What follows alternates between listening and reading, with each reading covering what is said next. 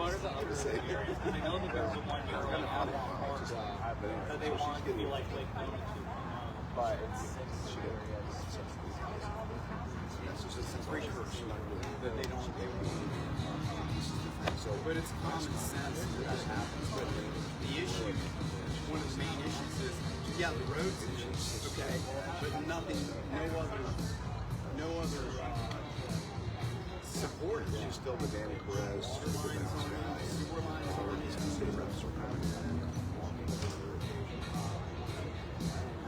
Obviously, her husband's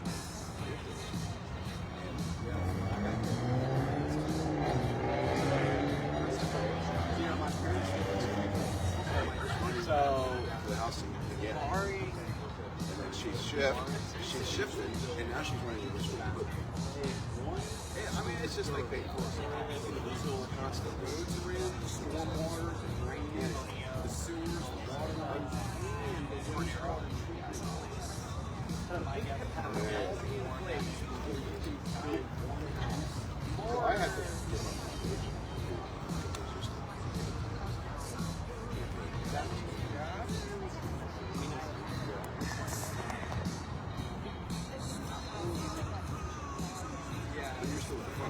my Go figure. I mean, get their families, and all of a sudden it's like infrastructure.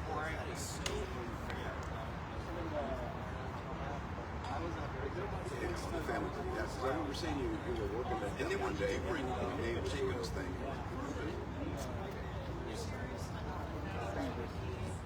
That might be another venture that we go into. Cheryl, what's up, dude? John said it's going to be originally it was around to show a double tree that they made that switch. You guys went through.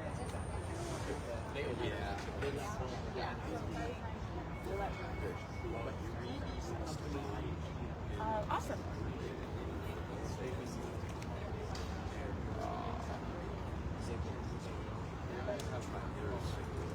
But I think she'll take it back.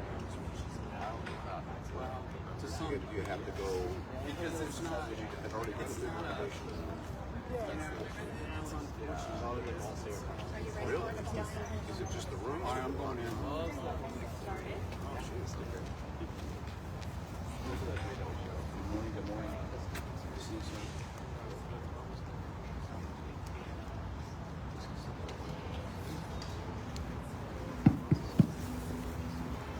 All right. Welcome, everyone. We're so excited to have you here. My name is Lee Perry. I am a local climate activist. I'm also the head of the Save Split Oak Forest campaign. And we are so excited for this opportunity to give residents a voice in our local democratic process. It's unfortunate that the rural boundary wasn't able to make it all the way through the Charter Review Commission and give people the power to, change their own destiny and have control of over their own future through the charter review process. But you know what? We're here, and the Board of County Commissioners have a really awesome opportunity to restore faith in their constituents. And with Split Oak Forest, we've been really disappointed in the lack of proactive organizing around protecting our investment in the conservation land. And now with the rural boundary, we have this opportunity to do the right thing. So first, I'd like to thank everyone for being here and to welcome Representative Tom Keene to the podium to speak. Thank you so much. Thank you. Good morning, everyone. I'm Tom Keene. I'm a state representative for House District 35 East, Orange County, and in Osceola, which does include a lot of the rural areas of Orange County as well as Osceola. And I'm here today with all these strong community leaders and advocates to call on the Orange County Commissioners to allow their constituents to vote on the rural boundary.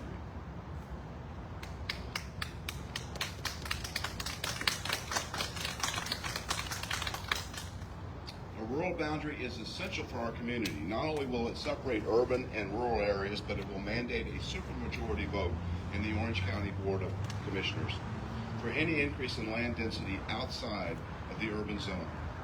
This is much a democracy issue as an economic and environmental one. Citizens deserve the right to have a say in their communities and in their government. As a Navy veteran who fought for this country and for that right, I am strongly encouraging our county commissioners to listen to their constituents and allow them to vote on the rural boundary when they head to the polls this November. We must address our infrastructure deficit, establish a rural boundary, and resist pressures that threaten our community's long-term well-being. Together, we can ensure a better, more prosperous future for all the residents of Orange County. Thank you.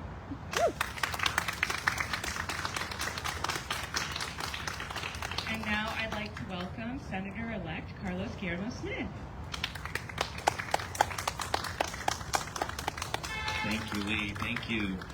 Good morning. Good morning. I'm Carlos Guillermo-Smith. I'm the state senator-elect for Senate District 17. That includes most of Orange County east of I-4. And the last time I was here at the Board of County Commissioners was again to urge the Board of County Commissioners to reject a bad mega development deal east of the urban service line on the Econ River Basin. It's been a couple years, actually. But what I want to remind folks about is that the struggle to get our elected leaders and get Orange County government to actually control sprawl, to make sure that we encourage smart growth rather than overdevelopment east of the urban service line, has been a years and years and years long struggle.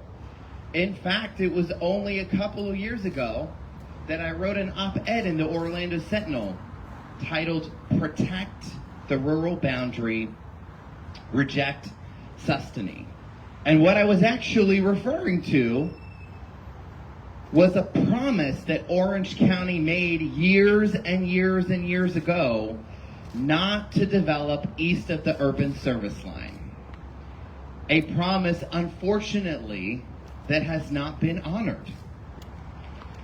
And the rural boundary that came in the form of a promise from Orange County government ultimately ended up being an imaginary line. We can't just hope that we are going to have smart growth in Orange County that is going to save taxpayer monies, protect our environment, protect our wildlife, and protect a way of life. We have to make sure that the voters have an opportunity to vote yes on a rural boundary for Orange County. Not because here in Orange County we're dealing with something unique. Overdevelopment is an issue that many communities are dealing with, which is why we're so proud to see that our neighbors in Seminole County, just a stone's throw away from here, years and years and years ago, the voters there enacted a rural boundary because they knew that this was the smart way to tackle development in their communities. And what happened as a result? Their property values increased. They saw more resources were available for infrastructure related to water and transportation in their urban core. We have, as I was taught by Dr. Kelly Semrad, we have a $22 billion infrastructure deficit.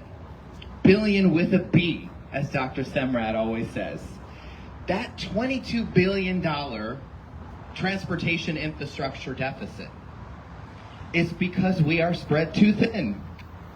It's because we have allowed for developers to build further and further away from the urban core. They have built roads and schools and infrastructure that requires more and more taxpayer money, more maintenance, when the reality is that we need to be encouraging dense, walkable communities here in the urban core in Orange County.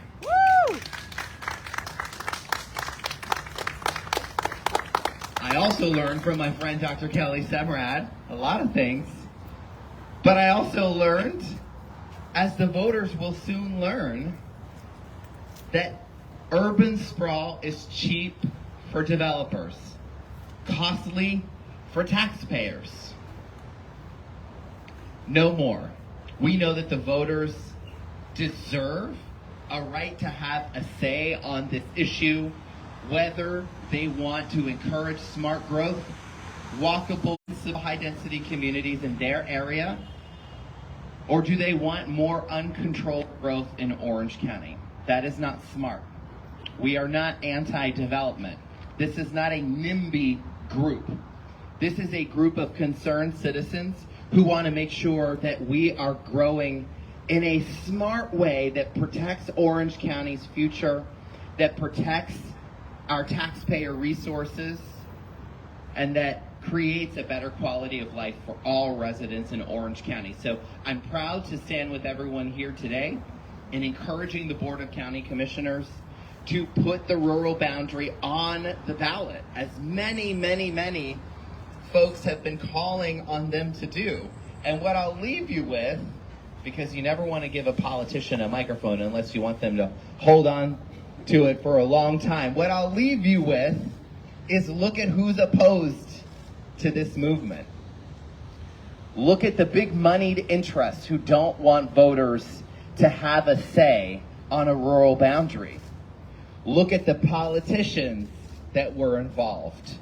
We're here today encouraging the BCC to put this issue on the ballot. Why? Because the Charter Review Commission that was tasked with being able to do this themselves, and they researched this for months and months and months and months and months, and they had all the data and they had all the studies and they had all the experts, and they landed on this decision that this was a good idea to let voters decide. They were preempted by politicians in Tallahassee who were told, please pass a law right now, a statewide law that only impacts Orange County, to stop the residents from organizing around a rural boundary. That tells you everything you need to know about the motivations. They're not for the people. We're going to stand with the community, we're going to stand with the residents, and urge the BCC to support a rural boundary to be put before voters. Thank you.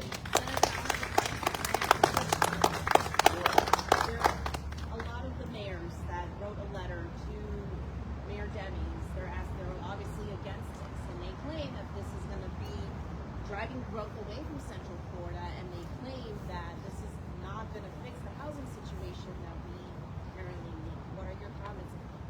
Well, the reality is so much of the urban sprawl that we have seen that has annexed a lot of land outside of the city of Orlando, for example, other municipalities. So much of the housing that is being built is not affordable housing. It is not affordable, it is not attainable housing, which is supposed to be the supply that we're building to address that demand. But what it is doing is increasing the tax revenue for those municipalities. These annexations, again, are not in the long-term interests of the taxpayers. They are not increasing our housing supply.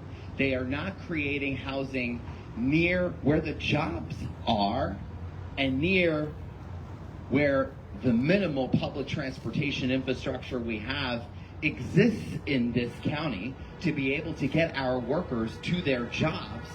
And all it's doing is creating more long-term problems for short-term gain. Passing it to Lee here for our next speaker. Thank you. Thank you so much. And when we talk about the charter review process, we talk about lawyers and experts and lots of public opportunity for input. And I'd love to welcome Rishi Baga, who is appointed to the CRC, to come up and speak next. Good morning, folks. My name is Rishi Bug. I was proud to serve as a member of the 2024 Orange County Charter Review Commission. Now, I am a lawyer, so I got to start with a disclaimer, of course. So let me just start off by saying, while I was part of the CRC, I'm not here speaking on its behalf, nor am I speaking on behalf of any person or organization. I'm just here as a citizen of Orange County. As I mentioned, I served on the CRC, as well as the Sustainable Growth Subcommittee, which worked for the better part of a year on studying and formulating this proposal. And in that process, we heard from the countless citizens all across the county in support of this. Let me start by addressing some of the criticism by those who have spoken against the adoption of a boundary in our charter. This effort has been labeled as anti-growth, against development, or preventing the progress of our county, but that's not how I view this proposal at all. You see, the goal has never been to constrain the growth of Orange County, nor has the goal ever been to prevent development. It's to utilize land, to prioritize development of affordable housing where it's needed the most for the folks who live and work in Central Florida, rather than new sprawled and environmentally sensitive areas.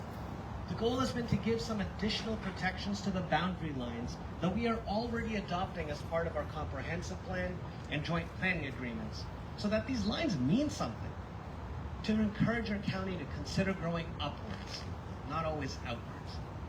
But perhaps the most important goal that we had in pursuing a rural boundary was the goal of giving a voice to the countless citizens of Orange County who pushed for it. To give a voice to the citizens in East Orange who expressed their concerns regarding damage to the Econ River ecosystem and the increased flooding on their properties due to new developments in areas that were previously rural.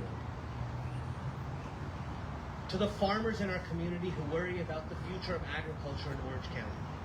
To the citizens on the west side of the county who live in rural settlements that expressed that they were losing the character of the communities that they bought into. From citizens in our urban areas who were concerned that the only new housing they could find could not be reached using any public transportation. And to that end, citizens all over the county who expressed concerns about increased traffic from sprawl. From taxpayers who expressed dismay that more development outside the core would cost the county more in infrastructure and maintenance costs than we could possibly afford. But finally, I'll say this. We're in an election year and it's an increasingly polarized political environment. It's easy to assume that there are no issues upon which we could possibly come to any agreement.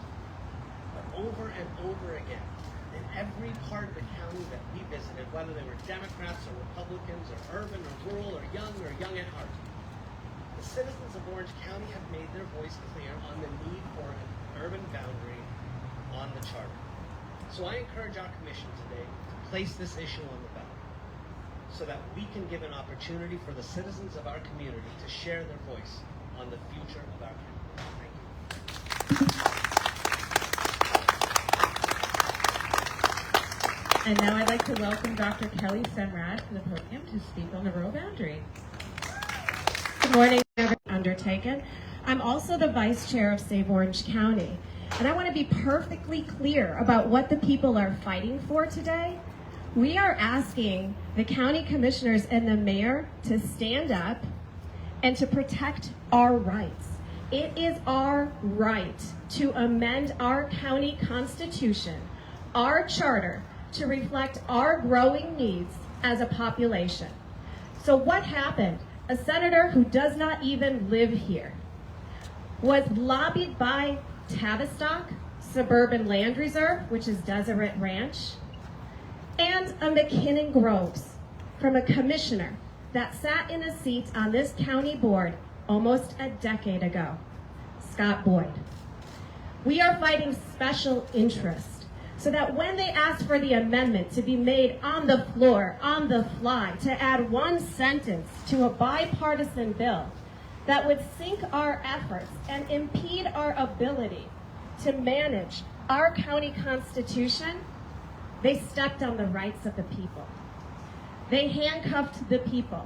They took away the ability of the CRC to be representative of the people's needs, of the people's wants, of the people's vision of Orange County. Today we are asking if Mayor Demings is telling us that he believes in Vision 2050, our next comprehensive land use plan, If the county commissioners support that that is the vision of how we should move forward, which reserves rural land for future use to preserve the agricultural industry, to respect small businesses and farmers, if they say that that's what they stand for, then today they should be putting their vote by their mouth. If they say that we're moving away from Carlando, a dependent culture on cars and automobiles that not only has all of us sitting on the roads, but 75 million tourists with it, then we should be seeing every single member up there today voting yes. Because today is not about a rural boundary. We will sort that out at the polls. The people will decide if we want a rural boundary. Today is about the Board of County Commissioners and the mayor standing up and protecting our rights, which is what every single one of us who voted for those people believed that they would do when they stood up and they said they were running for office. It is their primary job and responsibility to protect our charter, our county constitution, and it is a primary right of every single citizen in Orange County to amend that county constitution to reflect our needs. So today we're asking for the right to vote. That's it. Give us the right to vote. Special interests should not be dictating what occurs on Orange County soil from Tallahassee. So today we walk in and we stand strong, we stand united. We got every party up here, guys. Republican, Democrat, NPA, Independent. We are united because this is a right that we have. So please keep following this story. This will be the first time, if we fail to get this on the ballot, that special interest has impeded our right to stand up for what we believe is how we need to grow. So today is a very critical day, you guys. It's a critical day. We're watching to see if our elected officials are standing up for the people or if they're laying down to be bulldozed by special interests and developers. Thank you so much for being here today.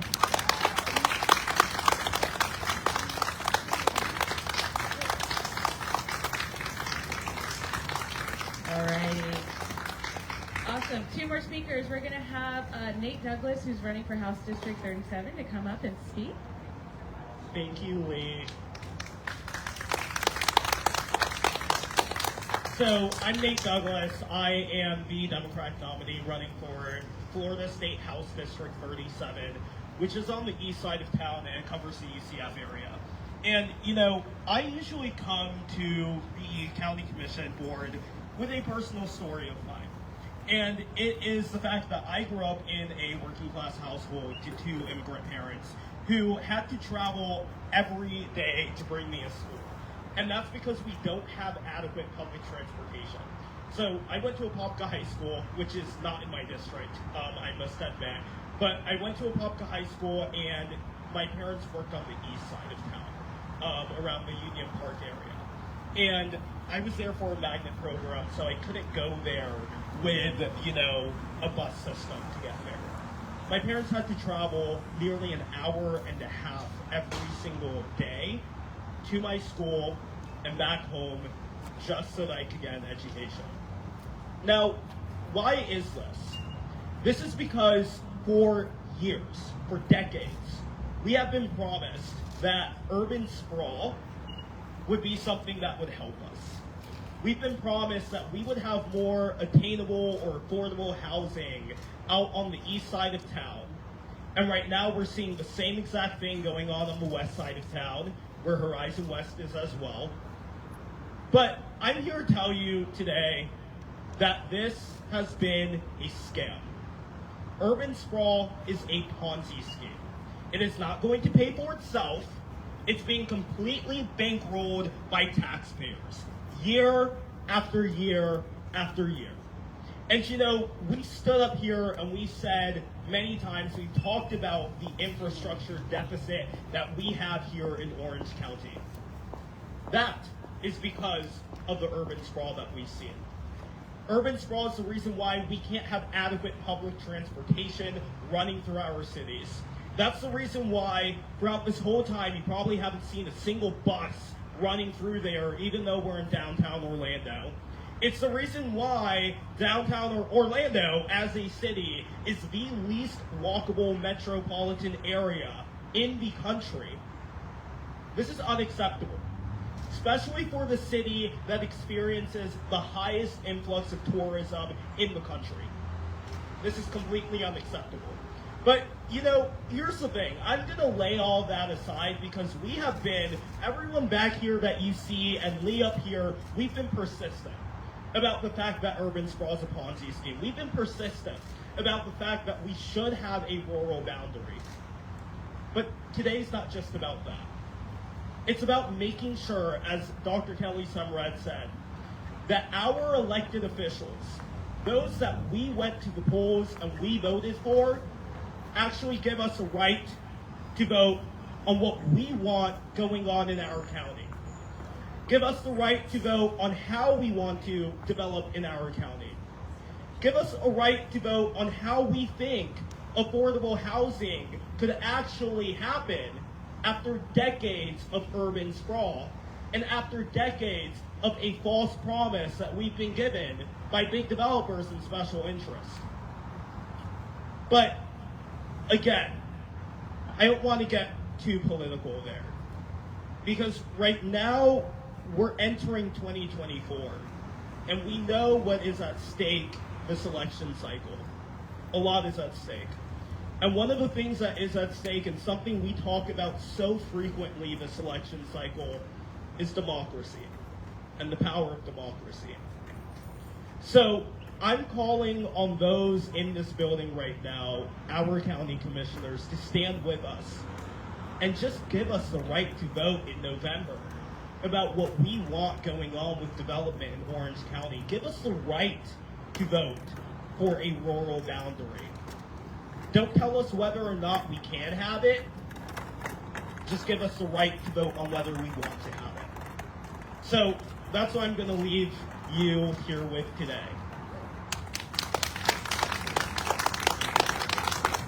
I love the bravery of the next generation and the fact that we have awesome young people running for office like Nate Douglas, but I also love the young advocates who are at the forefront of this issue, because it really is the next generation that's going to have to bear the tax burden of really harmful, expensive sprawl. So I'd love to welcome Gerald Loyola from Sunrise Movement Orlando to come up and speak as our final speaker. Thank you.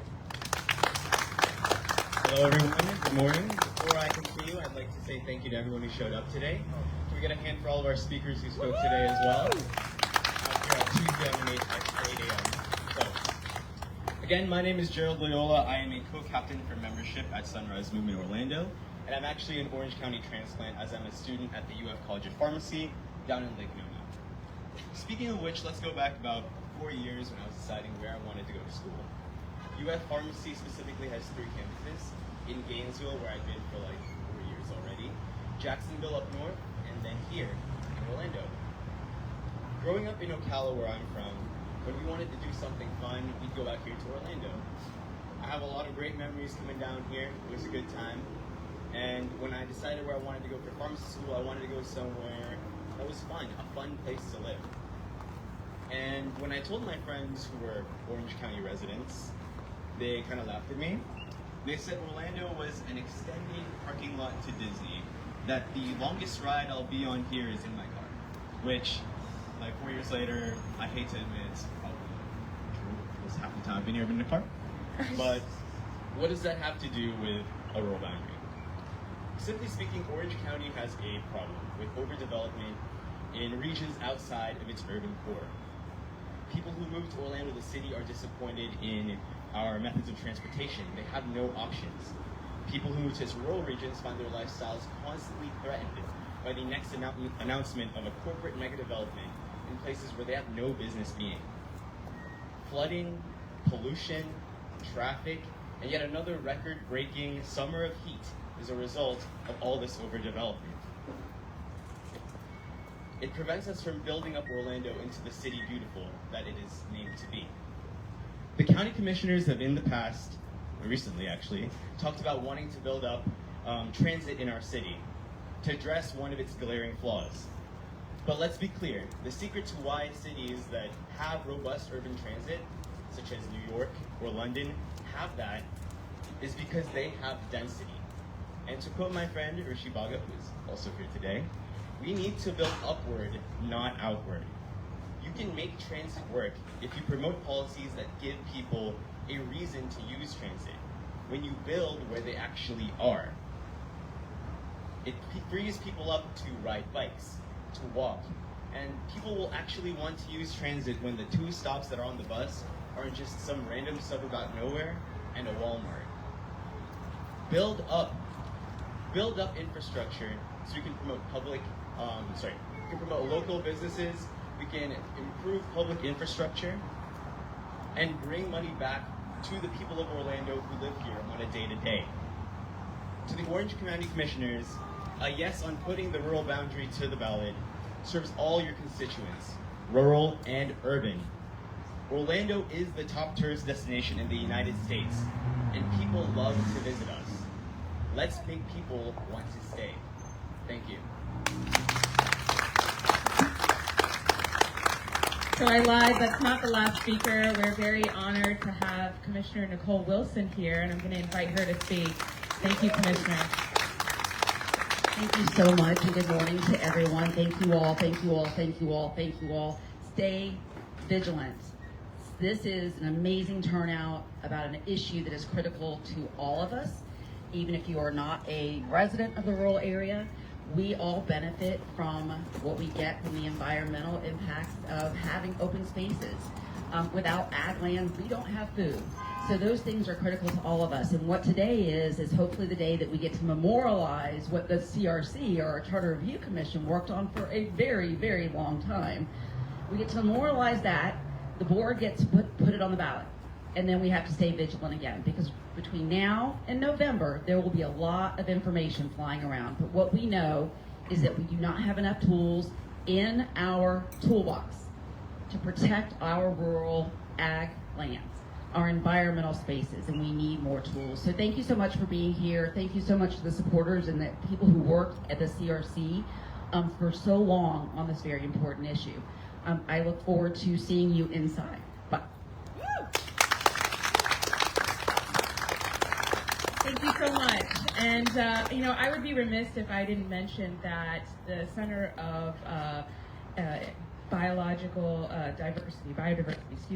Center of Biodiversity just released a study saying that gopher tortoises are on the brink of extinction. And we really need to recognize that there is no financial cost that's being evaluated with the destruction of our biodiversity. And so I always have to be the one that kind of mentions at the tail end of our press conferences that we're not just here for infrastructure, for affordable housing, for the people, for having our hands on our own destiny of growth in our community, but we're also here because nature deserves to have a voice and a seat at the table, so we have to be that voice. So thank you all so much for being here, and that concludes our press conference. Have a wonderful afternoon. Thank you.